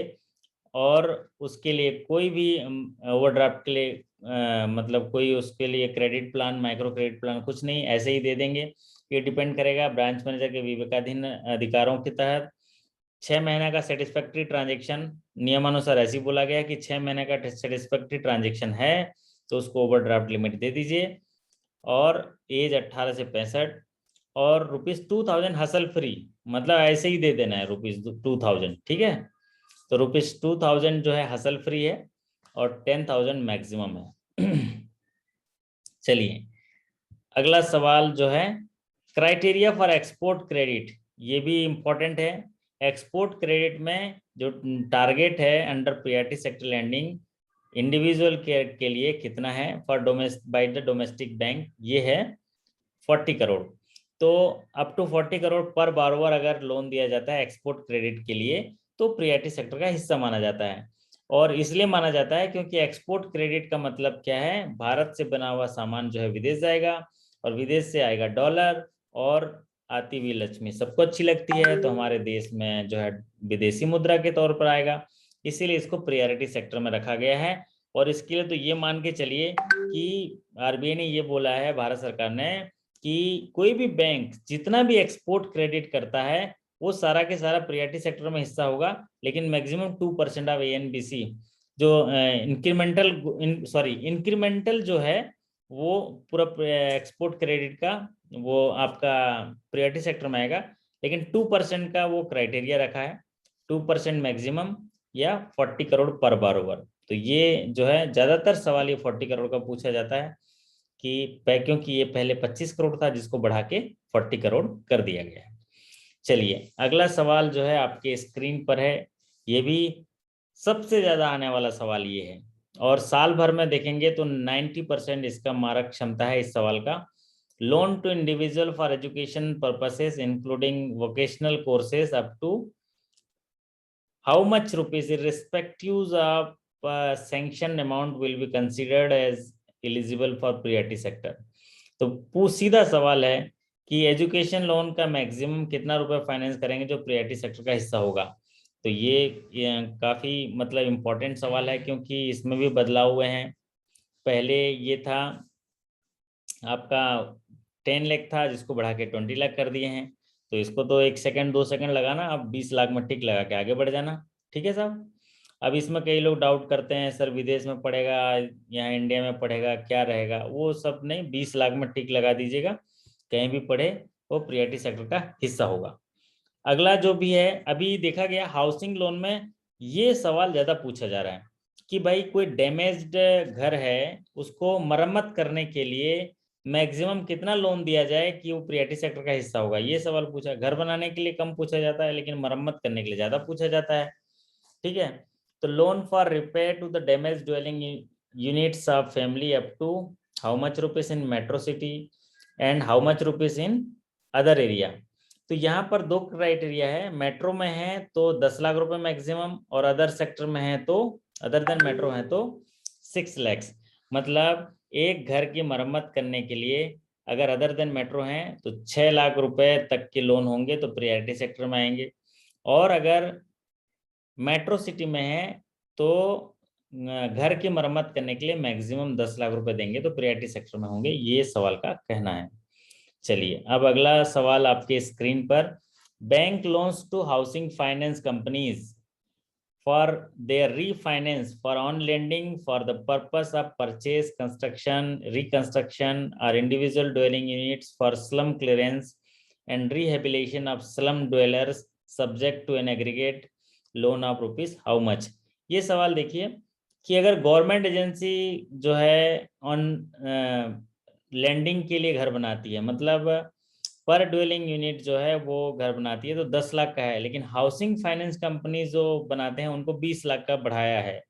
रीजन ये है, पहले दोनों के लिए 10 लाख था, हाउसिंग फाइनेंस कंपनी या गवर्नमेंट जो बनाती है, जैसे डेवलपिंग अथॉरिटी होते हैं ना हर सिटी का, Lucknow developing authority, Raipur developing authority, तो ये बनाते हैं।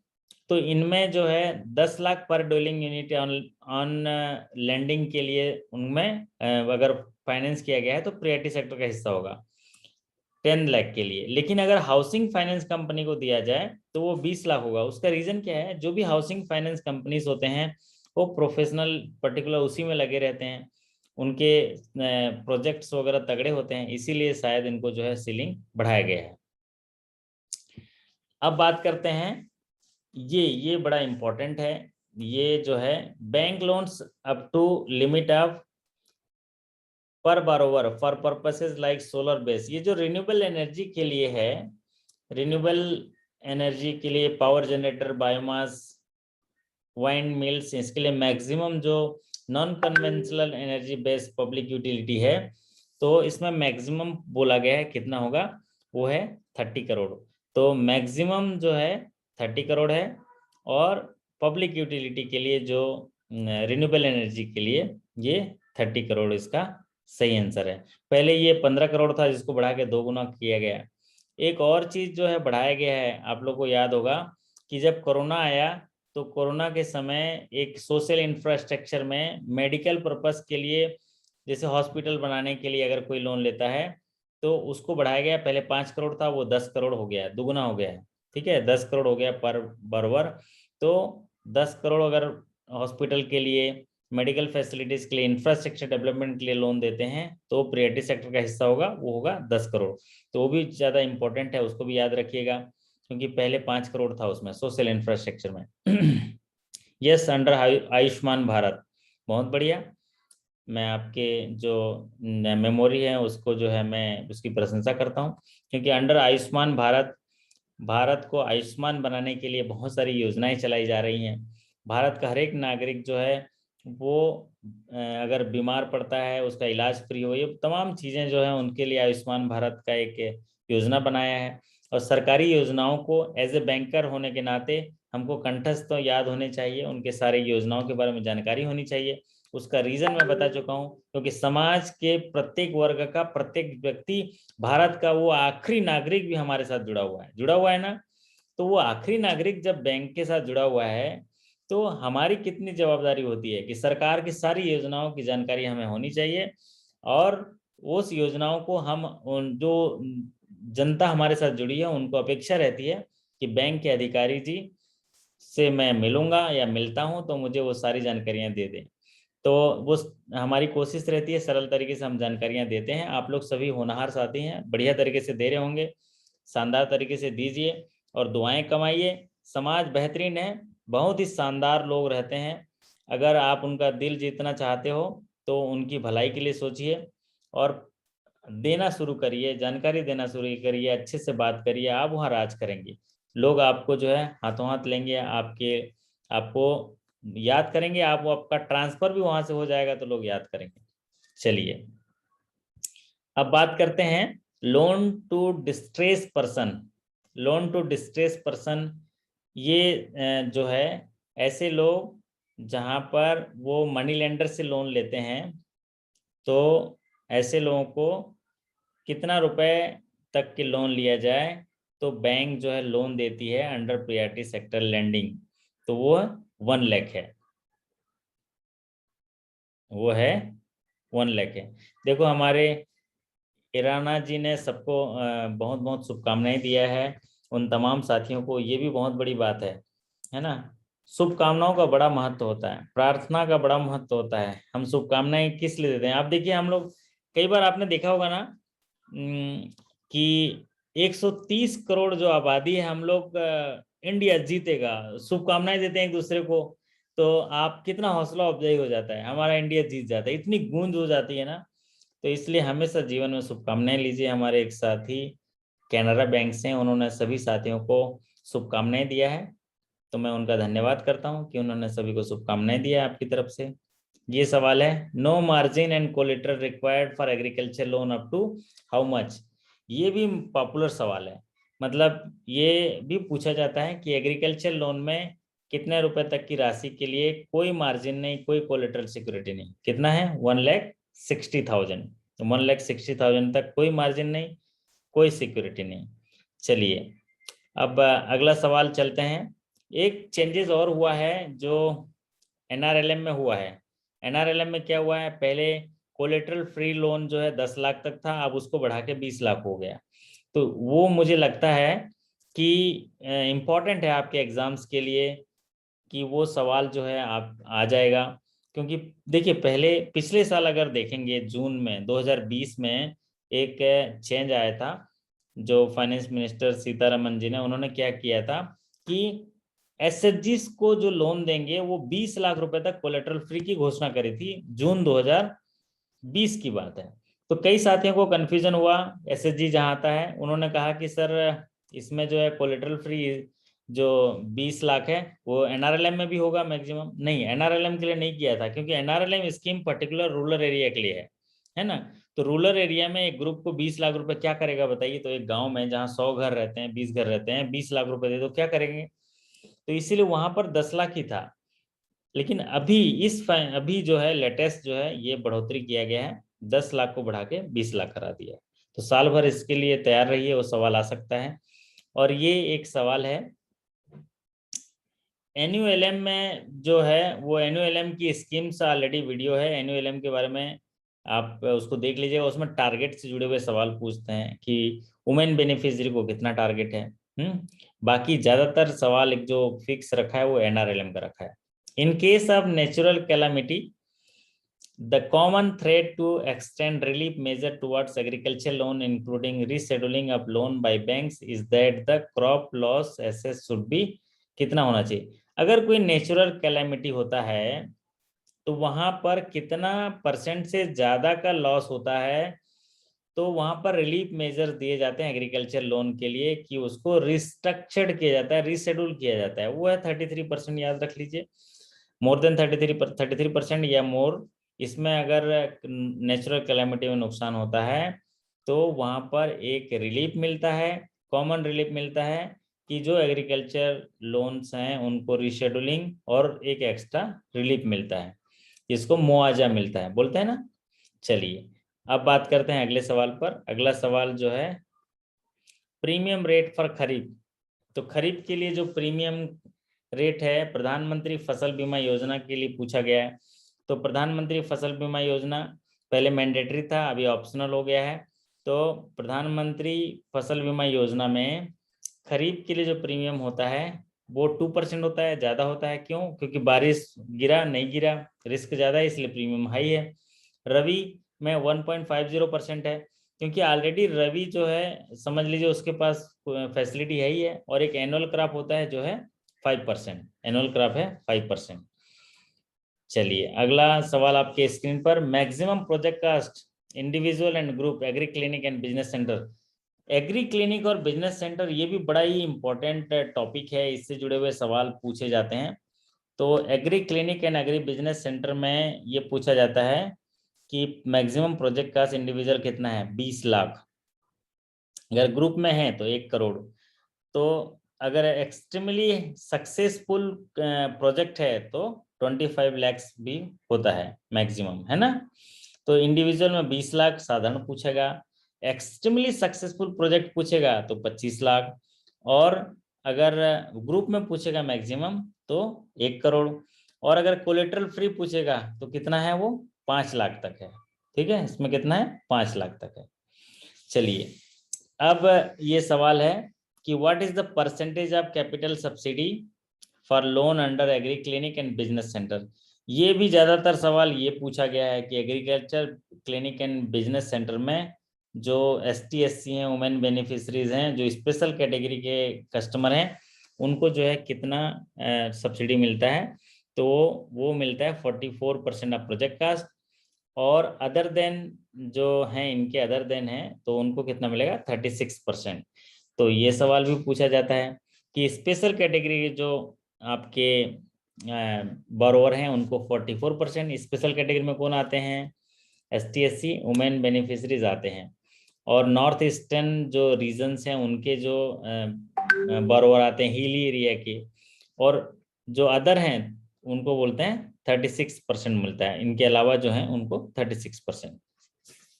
चलिए तो मैक्सिमम कवरेज CGTMSE में कितना है? मैक्सिमम कवरेज जो है CGTMSE में, अगर कॉमर्शियल बैंक है तो मैक्सिमम जो लोन दिया जाता है वो 2 करोड़ है, और रिटेल ट्रेड में देखा जाए तो 1 करोड़ है।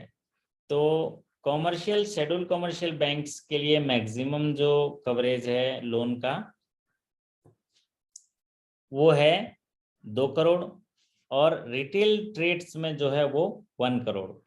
अब अगर इसको RRB के तौर पे देखा जाए तो RRB में मैक्सिमम जो लोन है, मैक्सिमम जो कवरेज है वो है 50 लाख, वो है 50 लाख। चलिए 50 लाख है RRB के लिए।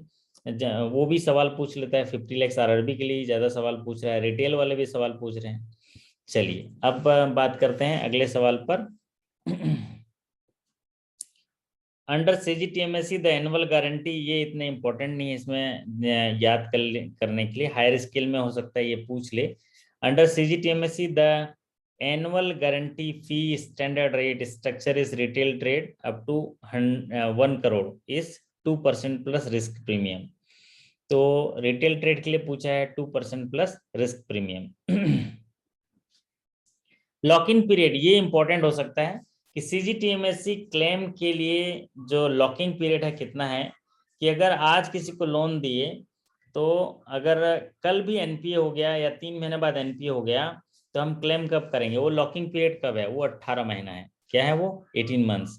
इसीलिए आप देखिए 18 महीने के अंदर होता है तो क्विक मोर्टेलिटी भी बोलते हैं। क्विक मोर्टेलिटी होने पर स्टाफ अकाउंटेबिलिटी की जाती है कि क्या क्या वजह है जिसकी वजह से इतनी जल्दी एनपीए हो गया, क्योंकि हम उस 18 महीने के पहले तो उसको क्लेम भी नहीं कर सकते हैं सीजीटीएमएससी से। ठीक है, तो लॉकिंग पीरियड है 18 मंथ्स। चलिए अगला सवाल है, फॉर क्लासिफिकेशन ऑफ शिशु किशोर तरुण प्रधानमंत्री मुद्रा योजना, ये तो बड़ा पॉपुलर है भाई मुद्रा योजना। ठीक है, तो मुद्रा योजना में पूछा जाता है कि शिशु कितना है। हाँ, क्विक मोर्टेलिटी सुधार हो गया है, वो पहले 18 महीना था, अब वो 12 महीना हो गया। बहुत सही, सही जवाब। क्विक मोर्टेलिटी में फेरबदल हुआ है, पहले ये 18 महीने तक के होते थे, लेकिन अब इसमें अब बदलाव हो गया, 1 साल के अंदर 12 महीने के अंदर अगर कोई लोन स्लिप होता है तो क्विक मोर्टेलिटी कहा जाता है। पहले ये 18 महीने था। तभी उसके हिसाब से देखिए पॉलिसीज जो हैं बदल जाते हैं बैंकिंग में। चलिए अब बात करते हैं प्रधानमंत्री मुद्रा योजना के तहत शिशु अप टू 50,000 को शिशु बोलते हैं। और इसमें सवाल ऐसे भी पूछा जाता है कि मिनिमम किशोर कितना होगा, तो मिनिमम किशोर कितना होगा? 50,001 रुपए। तो वो कंफ्यूजन हो जाता है, आप देख लीजिएगा। मिनिमम किशोर जो है पूछेगा कि मिनिमम किशोर कितना होगा, वो होगा 50,001 रुपए। और मिनिमम अगर तरुण पूछा तो 5,01,000 रुपए। तो आपको ये याद रख लीजिए, इतना तो आप कर लिए होंगे कि 50,000 तक शिशु, 50,000 से लेके 50,000 से ज्यादा, मतलब 50,001 रुपए से लेके 5 लाख तक, और 5,01,01 रुपए से लेके 10 लाख तक तरुण। तो शिशु किशोर तरुण को याद कर लीजिएगा। चलिए अगला सवाल है, at least how many percentage of credit flow under प्रधानमंत्री मुद्रा योजना शुड बी इन शिशु कैटेगरी। कहने का तात्पर्य ये है कि अगर 100 मुद्रा योजना में लोन करते हैं तो 60 जो लोन है वो शिशु कैटेगरी में होना चाहिए। ये एक टारगेट है। तो ये अच्छी अच्छी बात है। कहने का तात्पर्य है ज्यादा से ज्यादा लोगों को जो है इसका फायदा मिले, और जो छोटे हैं, स्मॉल स्केल में बिजनेस करना चाहते हैं, वीकर सेक्शन के लोग हैं, उनको फायदा मिले। तो अगर जो कवरेज है उसके लिए टारगेट दिया है कि अगर 100 मुद्रा लोन करते हैं तो उसमें 60% लोग जो हैं बिलो 50,000 वाले होने चाहिए शिशु कैटेगरी में। चलिए अगला सवाल है, income ceiling under EWS and LIG। तो इकोनॉमिक वीकर सेक्शन और LIG के लिए इनकम सीलिंग है ये प्रधानमंत्री आवास योजना के तहत। अगर इकोनॉमिक वीकर सेक्शन है तो उनकी फैमिली इनकम जो है 3 लाख तक है तो EWS कहते हैं। 3 लाख से लेके 6 लाख तक है तो उसको लोअर इनकम ग्रुप कहा जाता है ना, लोअर इनकम ग्रुप उसको कहा जाता है। चलिए, maximum carpet area for house under MIG 1 and MIG 2। तो ये कारपेट एरिया है, इसमें भी ये काफी सवाल पूछे गए कारपेट एरिया का, क्योंकि इसमें बदलाव किए गए, इसमें बढ़ोतरी की गई। MIG 1 में 160 स्क्वायर मीटर और MIG 2 में 200 स्क्वायर मीटर, ये इसका सही उत्तर है। तो MIG 1 160 square metre, MIG 2 200 square metre, ये इसका सही उत्तर है। चलिए अब अगला सवाल लेते हैं, मार्जिन ऑन एजुकेशन लोन। तो एजुकेशन लोन पे जो है काफी जो एग्जाम के दृष्टिकोण से एजुकेशन लोन इंपॉर्टेंट है, इसलिए इसकी अच्छे से तैयारी करके जाइएगा। तो एजुकेशन लोन में 4 लाख तक लोन है तो कोई मार्जिन नहीं, 4 लाख से ज्यादा का है तो 5% स्टडी इन इंडिया और 10% स्टडीज एब्रॉड, ये मार्जिन है। तो किसी भी लोन स्कीम का मैं हमेशा ही बताता हूँ 5 चीजें आप याद रख लीजिएगा, छोटा छोटा नोट्स बना के। Quantum of finance, eligibility criteria, margin, repayment period with moratorium और सिक्योरिटी। अगर किसी भी लोन का इतना चीज आप कर लिए तो मजाल है कि कोई चीज छूट जाए, इससे बाहर तो होगा ही नहीं। 5 चीज छोटा सा खर्रा बना लीजिए, जैसे प्रैक्टिकल करने जाते थे ना, खर्रा बना के रख के लेके जाते थे, तो आप इसको जो है नोट कर लीजिए कि क्वांटम ऑफ फाइनेंस देखना है। अच्छा 15% है मार्जिन ना, 15% स्टडीज अब्रॉड जो है 15% है, ठीक है, उसको करेक्ट कर लीजिए। स्क्रीन पर भी आपको 15% दिख रहा है। अगर अब्रॉड में स्टडी करते हैं तो मार्जिन ज़्यादा रहता है, और इंडिया में स्टडी कर रहे हैं तो 5% मार्जिन। चलिए, अब मैं ये कह रहा था कि 5 चीज़ें जब किसी भी लोन स्कीम में आप रिटेल का देख लीजिएगा, quantum of finance maximum quantum कितना है, दूसरा आपका जो है repayment period with moratorium, margin money, and आपका एलिजिबिलिटी क्राइटेरिया और आपका सिक्योरिटी, इतना ही देख लीजिएगा, कभी भी इंटरेस्ट रेट वगैरह के बारे में नहीं पूछता है। चलिए, अब आते हैं moratorium period. Moratorium period interest subvention under education loan, तो ये CSIS के बारे में पूछा गया है। सेंट्रल सेक्टर सब्सिडी स्कीम के तहत अगर कोई हितग्राही एजुकेशन लोन लिया हुआ है और एजुकेशन लोन में जो इंटरेस्ट या मोरेटोरियम पीरियड का छूट मिल जाएगा अगर उसकी फैमिली इनकम कितनी है, तो moratorium period interest subvention will be available for the student on weaker section having annual family income up to ₹4,50,000। 4,50,000 है।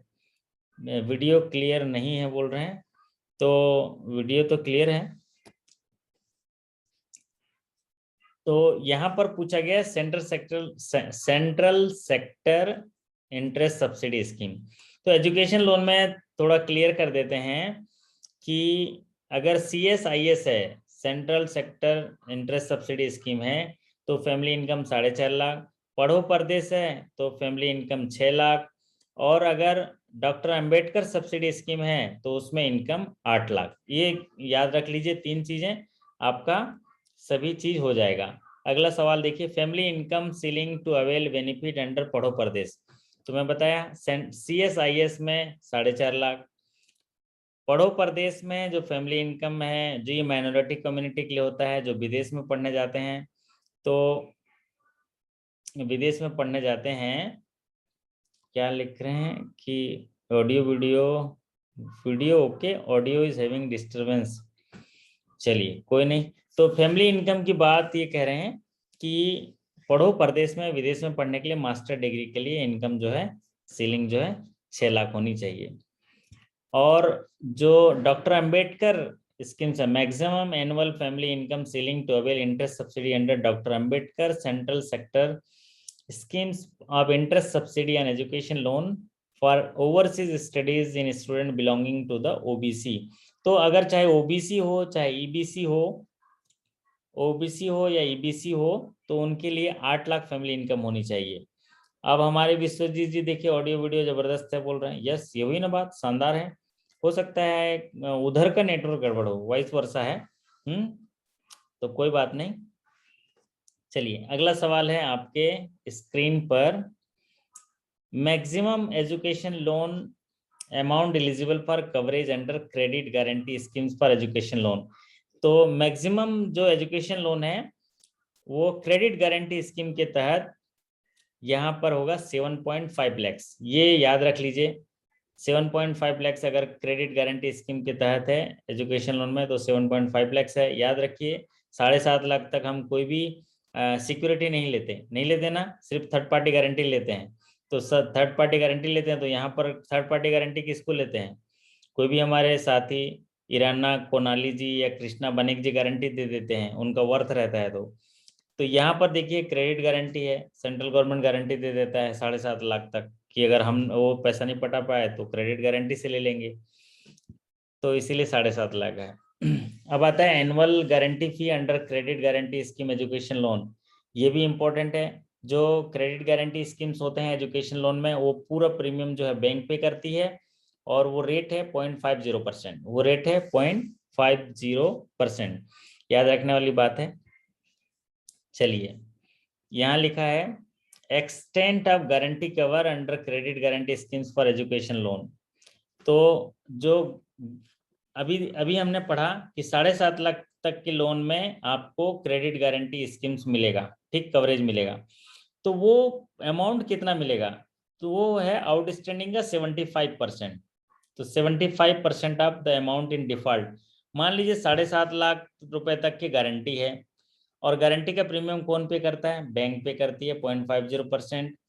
अब आज खाते का बैलेंस जो है 1 लाख रुपए है, और खाता 1 लाख रुपए पर एनपी है आउट, तो अभी हमको कितना मिलेगा, 75,000 रुपए मिलेंगे। बात क्लियर है। चलिए ठीक है, अब आगे बढ़ते हैं। मैक्सिमम अमाउंट ऑफ डीआरआई, तो ये तो अब भूल ही जाइए, अभी सवाल बिल्कुल नहीं आया, 2 साल से तो कोई सवाल नहीं आया। डिफरेंशियल रेट ऑफ इंटरेस्ट एक ऐसा लोन है, अजूबा टाइप का लोन है, जहां पर 4% की दर से लोन दिया जाता है। तो ये लोन जो है किसी भी हमारे जो होनहार साथी हैं कोई देता ही नहीं है। मैंने अपने करियर में एक ही लोन दिया था, वो मैं का कई बार एग्जांपल भी देता हूँ कि डीआरआई में लोन दिया था, और कोई साथी देते होंगे तो बहुत सौभाग्यशाली हैं। अदरवाइज पढ़ाई किताबों में अभी है, बहुत पहले जो है 2000 से लेके 2005-06 तक ये लोन देखा जाता था, उसके बाद से बहुत सारे बदलाव आ गए हैं। तो DRI loan differential rate of interest है, जिसमें मैक्सिमम 15,000 और 20,000 इन केस ऑफ हाउसिंग लोन। अगर 20,000 रुपये जो है अगर हाउस के बनाने के लिए है, घर बनाने के लिए, और मैक्सिमम 15,000। चलिए, second loan under Pradhan Mantri employment generation programme can be provided to existing unit up to maximum project cost. ये एक बड़ा बदलाव हो गया है पीएमईजीपी में। पहले पीएमईजीपी में मैक्सिमम 25 लाख था, मैन्युफैक्चरिंग के लिए, सर्विस के लिए 10 लाख था, लेकिन फिर कॉन्सेप्ट बदला, अब सेकेंड लोन को इंट्रोड्यूस किया है। उसी जो यूनिट्स है उसको मॉडिफिकेशन के लिए, उसमें टेक्नोलॉजी अपग्रेड करने के लिए, जो यूनिट अच्छे यूनिट हैं जिन्होंने प्रधानमंत्री एम्प्लॉयमेंट जनरेशन प्रोग्राम के पहले लोन को क्लियर कर लिया है, अगर वो मैन्युफैक्चरिंग है तो उनको एक्सटेंड किया है, 1 करोड़ तक सेकंड लोन दे सकते हैं। और अगर सर्विस सेक्टर है, जिनको 10 लाख दिए थे पहले, उनको 25 लाख दे सकते हैं। तो ये आप याद रख लीजिएगा। ज्यादातर मैन्युफैक्चरिंग का पूछता है 1 करोड़, तो 1 करोड़ अब सही होगा। चलिए अगला सवाल लेते हैं। Maximum subsidy, maximum subsidy in second loan under PMGP. Subsidy है, सब्सिडी भी अच्छी अच्छी तगड़ी है। देखिए 1 करोड़ तक के लोन में 20 लाख की सब्सिडी है ना, अच्छी बात। तो एक होनहार, एक अंतरप्रेन्योर, एक बढ़िया बोरोवर को उसको फायदा पहुंचाइए, लेकिन ईमानदारी के साथ और बड़ी कर्तव्य निष्ठा के साथ आप काम करिए, और ये फायदा आप पहुंचा सकते हैं। 20% of north eastern and hilly areas के लिए 20%, और 15% अदर के लिए। तो अगर 1 करोड़ तक का लोन होता है, तो 1 करोड़ तक के लोन में 15 लाख की सब्सिडी है। सोचिए कितना अच्छा है ना, और ये सरकार देती है। चलिए, इसका नोडल एजेंसी केवाईसी है, डीआईसी से आपको होता है। Number of member in SHG, SHG एक ऐसा पार्ट है डीएनआरएलएम में जहां से सवाल आते हैं। तो नंबर कितने हैं, 10 to 20 मेंबर्स जो है एसएचजी में होने चाहिए, और मिनिमम जो है 5 भी हो सकते हैं अगर डिफिकल्ट एरिया है या डिजेबल एरिया है, डिजेबल पर्सन है तो 5 भी हो सकते हैं।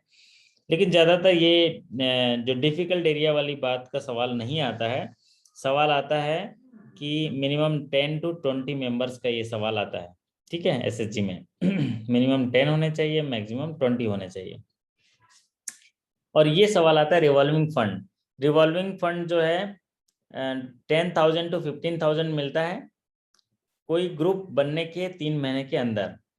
और ये अमित जी ने भी दिया कि जीएलजी में 4 से 10 होते हैं। हाँ, ये भी सवाल काफी पूछा जाता है, सही बात है कि जीएलजी जो ज्वाइंट लाइबिलिटी ग्रुप हैं उनमें मेंबर कितने होते हैं। ये भी इसकी फ्रीक्वेंसी भी देखा जाए कि 100 बार एग्जाम हुआ तो 40 बार उसका सवाल पूछा गया जीएलजी का। तो यहाँ पर एक सवाल आपकी स्क्रीन पर देखिए, revolving fund assistance under NRLM. तो एनआरएलएम के तहत जो रिवॉल्विंग फंड है वो 10,000 से लेके 15,000 दिया जाता है। यहाँ पर ये जो 10,000 15,000 ये मेंबर के हिसाब से, एक मेंबर को 1,000 के हिसाब से है। तो ये जो दिया जाता है आपको ग्रुप बनने के 3 महीने तक अगर वो पंचसूत्र का पालन करता हो तो उसको रिवॉल्विंग फंड मिलता है। तो आज के सेशन का अंतिम सवाल, minimum amount of loan under NRLM कितना है भाई? मिनिमम अमाउंट, ये भी बदलाव किया गया, बड़ा बदलाव, कि NRLM national rural livelihood mission में जो मिनिमम लोन सैंक्शन होगा 6 लाख रुपए 3 साल के लिए होगा, और ये डोजेज में दिए जाएंगे। पहले साल 1 लाख, दूसरे साल 2 लाख, तीसरे साल जो है 6 लाख तक, और चौथे साल 6 लाख से ज्यादा। तो सैंक्शन करना है 6 लाख, लेकिन देना है डोजेज में, स्टेप बाय वेस देना है। तो अमाउंट ऑफ लोन एनआरएलएम में कितना, वो 6 लाख सैंक्शन देना है, और डिसबर्समेंट जो है डोजेज में करना है कॉर्पस के हिसाब से। तो ये है। और दूसरा अगर सवाल पूछा गया कि कोलेटरल फ्री लोन कितना दे सकते हैं, तो वो होगा, कोलेटरल फ्री लोन दे सकते हैं 20 लाख तक कोलेटरल फ्री दे सकते हैं। तो जी हाँ, आज के सेशंस में हम लोग बहुत सारे सवालों पे चर्चा किए हैं। फास्टेस्ट सवाल पे जो है हम लोग यहाँ पर चर्चा किए हैं, और मैं आशा करता हूँ कि ये सारे सवाल आपके एग्जाम में आ जाए। मैं प्रार्थना करता हूँ कि ये सारे सवाल कल के एग्जाम में आ जाएं। जबरदस्त होगा, क्योंकि जो सफल होना चाहता है उसे संघर्ष करना ही पड़ेगा। चुनौतियों के बिना तो हासिल कुछ भी नहीं किया जा सकता है। तो चुनौतियां हैं तभी तो सफलता है। तो जो सफल होना चाहता है वो संघर्ष करिए, और संघर्ष क्या, आनंदमय तरीके से करिए। और जब आप इस तरह से सफलता के लिए संघर्ष करते हैं, काम करते हैं, तो भगवान भी देखता है। सीसीटीवी, जैसे हमारे बैंक का सीसीटीवी 30 दिन 40 दिन तक उसका रिकॉर्ड रखता है, लेकिन भगवान का जो सीसीटीवी है उसके बाद अनलिमिटेड है, वो देखता रहता है, देखता रहता है कि प्रदीप दुबे जी, ईसा दास जी या विश्वजीत जी ये पढ़ रहे हैं, तो क्या करता है, जा बच्चा तू पास हो जा, जा तू पास हो जा। तो वो सीसीटीवी में देखते रहते हैं ना, ये बहुत बढ़िया पढ़ रहा है, इसको मैं प्रमोट कर देता हूँ। तो ये भगवान का जो मनसा रहता है, क्योंकि वो सीसीटीवी है, आपकी सारी ईमानदारी, आपकी सारी चीजों को वॉच कर रहा है। तो आप ईमानदार बनिए, अपनी सफलता के लिए, अपनी मेहनत के लिए, अपनी संस्था के लिए, अपनी बैंक के लिए, अपने परिवार के लिए, अपने समाज के लिए, अपने देश के लिए, अपने जज्बे के लिए, और अपने बेहतरीन मन के लिए ईमानदार बनिए, कर्तव्यनिष्ठ बनिए, सत्यनिष्ठ बनिए, और संघर्ष करिए, सफलता आपको जरूर मिलेगी। अब 1 से 2 3 मिनट 4 मिनट में आपके साथ हूँ। अगर किसी साथी के मन में कोई सवाल हो तो कैमरा ऑन करके पूछ सकते हैं। और आप सभी को कल होने वाले एग्जाम्स के लिए मैं बहुत सारी शुभकामनाएं देता हूं, और शानदार तरीके से आपका हौसला अफजाई करता हूं कि आपको सफलता जरूर मिलेगी, क्योंकि मैं हमेशा बोलता हूं सफलता आपका जन्म सिद्ध अधिकार है। तो जी हाँ, आप सभी के लिए एक शुभकामनाएं करता हूं कि हमारी शुभकामनाएं साथ हैं, क्या हुआ जो कुछ बलाएं साथ हैं, उन अंधेरों को पता कर लेंगे हम, क्योंकि रोशनी की कथाएं साथ हैं। और इस संघर्ष करने का अर्थ भी जानिए कि जीत की संभावनाएं साथ हैं। हमारी शुभकामनाएं साथ हैं, हमारी शुभकामनाएं साथ हैं। तो मेरी शुभकामनाएं साथ हैं। मैं भी ईश्वर से प्रार्थना करूंगा कि कल ईश्वर आपके साथ जाएं, भगवान आपके साथ चले जाएं, और फटाफट बता दें कि इस सवाल का जवाब ये है, ये है। और नहीं तो मुझे फोन कर लीजिएगा, मैं बता दूंगा। चलिए, तो अब कोई साथी मुझसे बात करना चाहते हैं जी, नाम बताएंगे, जगह बताएंगे। विभू देव वर्मा, त्रिपुरा ग्रामीण बैंक। जी बोलिए। सर वो प्रायोरिटी सेक्टर में कुछ कंफ्यूजन था, वो हॉस्पिटल का कौन कितना अमाउंट है प्रायोरिटी सेक्टर? हाँ, प्रियोरिटी सेक्टर में, अच्छा सवाल है। प्रियोरिटी सेक्टर में एक बड़ा बदलाव किया गया है। आयुष्मान भारत के अंदर अगर सोशल इंफ्रास्ट्रक्चर के तहत हॉस्पिटल पे अगर फाइनेंस किया जाता है तो उसकी सीलिंग है 10 करोड़। पहले ये 5 करोड़ था, जिसको बढ़ा के 10 करोड़ किया गया। तो 10 करोड़ को याद रखिए कि 10 करोड़ तक का अगर लोन किया जाता है सोशल इंफ्रास्ट्रक्चर के तहत, आयुष्मान भारत के तहत, हॉस्पिटल बनाने के लिए, तो वो 10 करोड़। अदरवाइज दूसरे एक्टिविटीज की भी होते हैं, जैसे सैनिटेशन फैसिलिटी होती है, रोड इंफ्रास्ट्रक्चर अलग अलग चीज के लिए होता है, तो उसके लिए 5 करोड़, लेकिन हॉस्पिटल के लिए 10 करोड़। अभी कोरोना में देखिए ना आप, विभू जी आपने देखा ना कोरोना में आपके जो स्कूल को हॉस्पिटल बना दिया गया, आपके सारे होटल्स को हॉस्पिटल बना दिया गया, तो तमाम चीज़ों को हॉस्पिटल बना दिया, तो इसीलिए इसमें सीलिंग बढ़ाया गया। जी थैंक यू। और बताइए। हाँ जी हेलो नीला, सर। सर टीजीवी से बोल रहा सर, नीलाद्री। क्या बात है, शानदार लग रहे हैं, जबरदस्त लग रहे हैं। सर एक चीज पूछना था, तो लॉक इन पीरियड तो 45 डेज का होता है जेजीवीआई का। ओके। तो अगर एक्सीडेंट में डेथ होता है तब तो क्लेम मिल जाता है ना सर? लेकिन वो तो मिल जाएगा, एक्सीडेंट में होगा तो मिल जाएगा। ऐसे नॉर्मल डेथ में 45 डेज का लॉक इन पीरियड होगा क्या सर? यस, यस, आप क्लियर हैं। हाँ। नॉर्मल डेथ है तो हाँ। 45 डेज, लेकिन एक्सीडेंटल है तो भाई एक्सीडेंट तो एक्सीडेंट है, आज हमने कराया, कल कल डेथ हो जाएगी। सर बहुत कुछ तो सीख लिए, पर लगता है कि याद ही नहीं आ रहा है कुछ। डिलीट करिए, डिलीट करिए, जो बोले उसको तो डिलीट करिए दिमाग से। आप बोलिए सर, विजय सर सब याद आ रहा है, ऐसा बोलिए, मेरे को फिर से बोलिए, मैं सुनना चाहता हूँ। सर सब कुछ याद आ रहा है। यस, आपका माइंड आपकी बातों को सुनता है और उसका अनुकरण करता है। आपका माइंड आपकी सोच को सुनता है और उसका अनुकरण करता है। उदाहरण बताऊं, अभी आप सोचिए कि थोड़ा सा तबीयत ढीला लग रहा है, आपको बिस्तर पे ले जाएगा, यस और नो? हाँ। तो आप अपने माइंड को ठगिए ना, उसको ठगिए, माइंड को बोलिए अरे मेरे को सब बढ़िया आ रहा है, मेरे को जबरदस्त जाएगा, मैं क्या बोलता हूँ सुबह, शानदार हूँ, जबरदस्त। तो ठीक है, ये मानवी जो हमको फिजिक मटेरियलिस्टिक दुनिया में रहते हैं, तो थोड़ा ये रहता है कि अभी चीज़ें याद नहीं आ रही हैं। लेकिन मैं यकीन के साथ कह सकता हूँ, आप मेरे साथ थे 3 महीना 4 महीना, जितने महीने से भी पढ़े हैं, तो आप देखिएगा आपका एग्जाम बेहतरीन जाएगा, और आपसे ज़्यादा मुझे भरोसा है कि आपका एग्जाम अच्छा जाएगा। कल आप इसी समय फ़ोन करेंगे और इसी समय जब हम सवालों पे चर्चा कर रहे होंगे, तो आप बोलिएगा सर हमको देखिए कितना मजा आ गया। ठीक जी। है sir, thank you sir. Okay, sir बहुत बहुत आपका आशीर्वाद शुभकामनाएं। मिले तो चलेगा। बिल्कुल, मेरा आशीर्वाद है। और जब कोई सवाल का जवाब आपको नहीं समझ में आए तो मुझे याद कर लेना, जवाब मिल जाएगा। ठीक है sir, thank you sir, good night. Okay, good good night night. Sir. हमारे एक साथी हैं, बहुत देर से कुछ कहना चाह रहे हैं। ओप्पो, ओप्पो महाराज की जय। नाम नहीं लिखा है, तो ओप्पो महाराज ही हैं, नाम बता दीजिए। Oppo A54। हाँ जी, हाँ जी, स्क्रीन पर आप हैं लेकिन हम आपको सुन नहीं पा रहे हैं। आप अच्छे लग रहे हैं, सुंदर लग रहे हैं, पीछे थोड़ा जो दृश्य है थोड़ा डरावना है। थोड़ा थोड़ा बात करिए, माइक्रोफोन ऑन कर लीजिए। नाम भी तो नहीं लिखा है।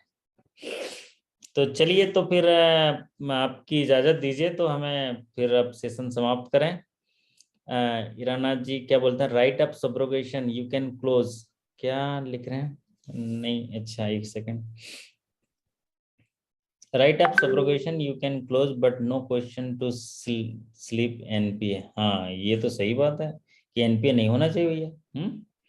एनपीए नहीं होना चाहिए। तो आशा करता हूँ कि आप बेहतरीन होंगे, और आपके सफलता और आपकी सकुशलता की कामना करता हूँ। कल का एग्जाम बहुत ही शानदार होने वाला है।